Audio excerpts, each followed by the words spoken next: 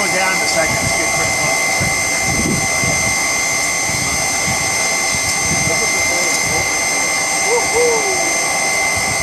We got like 2.5 feet of rain. Oh, you got our water. Safety first. Oh, jeez.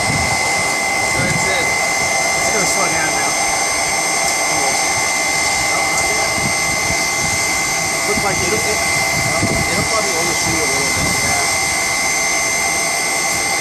Oh, the pellets really haven't started.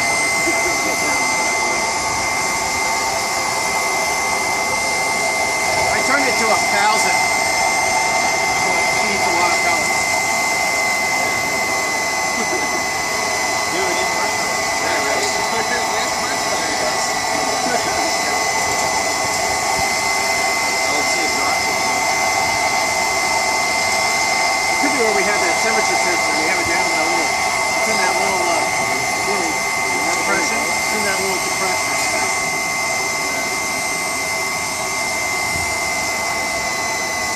Makes a big difference, huh? Yeah.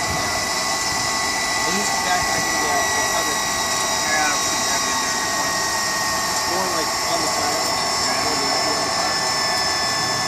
Although it's interesting how much that much makes a difference.